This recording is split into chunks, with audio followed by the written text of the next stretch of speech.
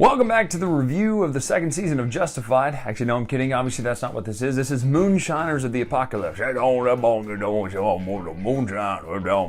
This is an interesting theme. Obviously, Appalachia, moonshine, and the apocalypse. What does this game do? What kind of game is it? Well, first of all, let me give you some heads up before you want to dive too deep in this video. It is a miniatures style game, really. You can do it with wooden pieces, but it's a kind of a Euro-esque exploration sort of game. It's almost like a 3X type game set as you're a moonshiner in the apocalypse, but you aren't really fighting anyone. You're challenging them to drinking contests and things like that. So let's take a look at what this game does, what it feels like, how it shakes out, and what it does with some interesting tropes in the board game hobby by just changing the theme a little bit right now.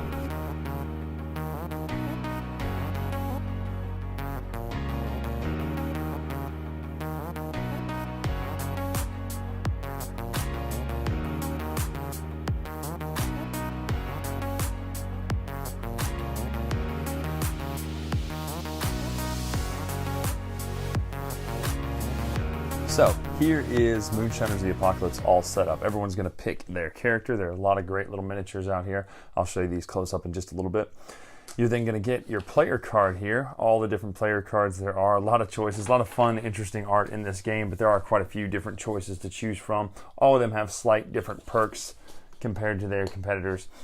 There are some tokens and cards that need to go out on the board. You're going to seed the board with, depending on the player count, with different of these drunkards out here. These are essentially your enemies in the game, which is what's so funny about this theme in general, right? You have enemies here, you have booze cards there. Those are basically better weapons that you can use. You have event cards here. There's nothing in the box for this. I'm assuming that's some sort of expansion, and it doesn't mention it in the rules either. And then you have relics up there. Relics are things that you can trade in to get scraps, which are essentially your currency in the game, which you notice scraps trade in for corn, which trades for moonshine, which trades for gold. The point of this game is to have the most gold by the end of round 7 so that you can be on the hot air balloon when it leaves town. That is kind of the whole theme.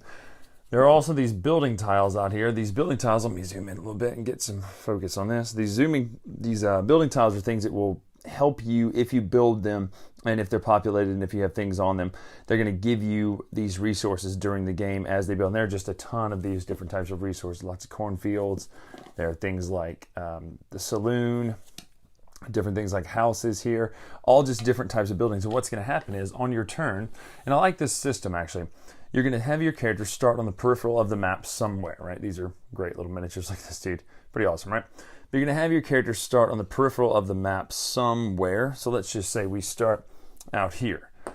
And you're going to take actions. You're going to do 4 actions in a round. The way it works, though, is interesting because the 4 actions are broken up too, and then another player will go, player, and then your second 2 actions will go around. I like that because it speeds up the feeling of the game. If you were just doing 4 actions in a row and then everyone was doing 4 actions in a row, you really shut down and slow down the flow of the game. So I like that.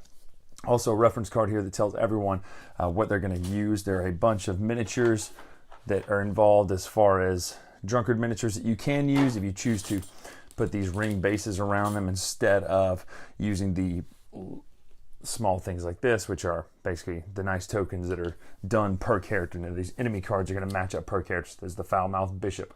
There's the kind-hearted loan shark, depressed salesman. So there are a ton of different types of enemies out there. Now, on your turn, you can explore a hex, and basically what that means is you're going to explore by putting a tile out there. Now, it doesn't give you the benefit until you build it, and to build this is the construct action. It takes 4 scraps to build level 1, and once you do, you get the benefit of there during the production phase. So you can essentially continue building these out. Now, in a multiple player game, you cannot move onto a space that has not been explored on your turn, but once spaces are explored, you can just kind of move all the way through them pretty far.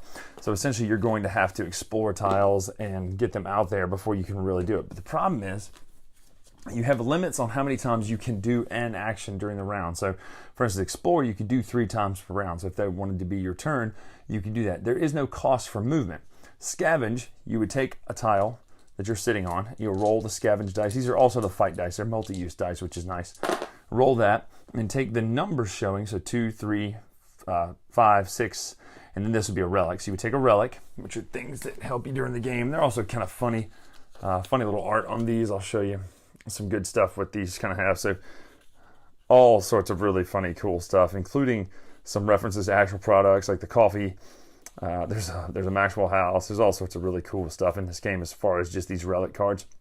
But it's all just a certain amount of resources up top that it's going to give you, and then the actual just flavor text at the bottom is what that is. And then you can you then take scraps for the rest of these things, the numbers. Now here's the problem.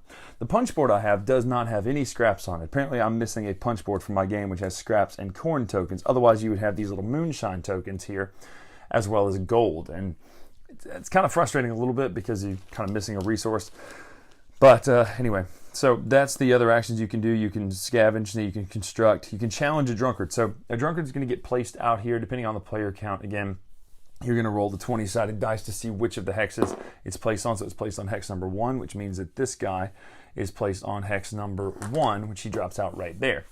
If you want to, you can go and challenge him, and it's a fight, essentially. You're fighting by rolling the fight dice. If you have extra booze that you can challenge him to a drinking contest to, these will essentially raise your score up once you open a cask. But once you open a box of them, you have to use all 6 of them before you can use a different type. So it kind of makes you choose wisely there. But you can challenge this drunkard if you want to, and once he's defeated, you'll gain some scraps and things as well. So it's just another type of action you can do. It is essentially your fight, though, in this game. You can also trade with Uncle Harding. Once you get into Uncle Harding's area here, you can trade scraps for corn, corn for moonshine, and moonshine for gold, as well as you can trade in relics and things like that to get different resources as well. But that is essentially the whole game during the day phase. Now, the night phase, you're going to do production. First of all, if there are any survivors, and you notice that these will produce little survivors and things like that, when survivors show up, you can those will turn into drunkards in the middle of the night. Also, you can keep survivors for you. You can redistribute them where they go, because the more survivors on a building, the better they go, or the better they produce. The drunkards also will move. You'll do production. So if any of these buildings produce, if they're level 1 or level 2, you'll get those goods. Whoever owns it will get that. And then the new drunkards arrive, so you'll flip a card up, roll, put it out there, and then advance the hot air balloon. And then you just kind of rinse and repeat. When the drunkards move, you're going to roll these dice. This is for a green drunkard. They're a little bit more docile. You have a sad drunkard here. They're also more docile. And then an angry drunkard, so they're harder to beat. But that just tells you where he's going to move. So if I rolled southeast on this one, obviously there is no south. Well, there's southeast. I can go into there. He would move into that space. Now, what happens is if there's a drunkard there, certain detriments happen, like bonuses don't work as well, or production doesn't work as well and things like that. But that is essentially the game. You're going to do that over and over for 6 rounds. The person with the most points at the end of the game, the person with the most gold at the end of the game wins. If you're playing the solo mode, you're playing in a race to get 20 points. But that is how it's played, and other than that, Moonshiners of the Apocalypse. So that's it. That is, in fact, Moonshiners of the Apocalypse. It's an interesting take on I feel like it's a hybrid between Amerithrash and Euro, because you are building buildings and you're getting resources during a production phase, but you're also going out and fighting and rolling dice. So it's a nice hybrid. It's got a good look. It's got a good aesthetic to it. I really enjoy the way this game looks. All of the character art is just funny. It's cute. It's interesting, but it's also it's really well done, and it translates to the miniatures really well, especially the big guy. His miniature looks fantastic, and that's a lot of detail on a small miniature. So the board looks nice. The presentation of this game looks very good. The individual cards for the relics, the different tokens and things like that. I really like the way this game looks on the table. It just is a good looking game. I will knock it for a couple things though. In the rule book it shows meeples out there, but instead of meeples you get chipboard, punchboard. Now it's fully painted, it's fully an image, but it doesn't look to me as good as the meeples do out there, and it's actually harder to see them versus the houses, the wooden houses, and the wooden meeples. So just keep that in note. There is a little bit of presentation discrepancy between the rule book and this. But as far as everything else, I really enjoy how this game plays. The mechanics seem solid. You're doing the exploring, you're going out, you're fighting, you're trading in resources, you're producing, you're kind of building your own empire network. But because of the simple twist of this isn't fighting zombies, which you could easily have reskinned this to be fighting zombies and the moonshine be guns with bullets, let's just face it.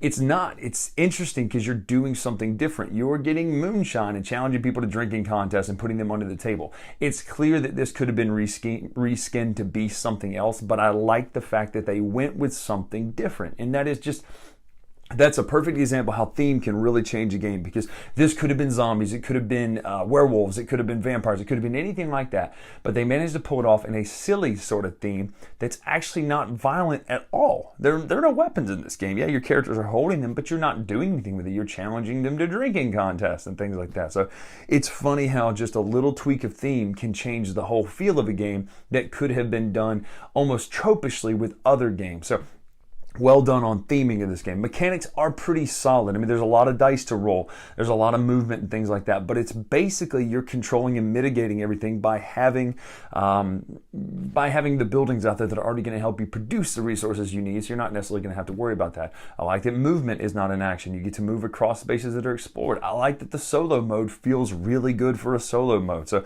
there are a lot of things to like about Moonshiners of the Apocalypse, discrepancy in the presentation aside. But if you can get your hands on this, go check out this game. I really think you're going to like the mixture of the two of these kind of Euro and Ameritrash feels, to where you're not getting this, well, we've done that before. It's not Dead of Winter reskinned. It's really well done. They've done a great job by integrating theme into the game, even though it's mechanics that are pretty familiar in everything that we do.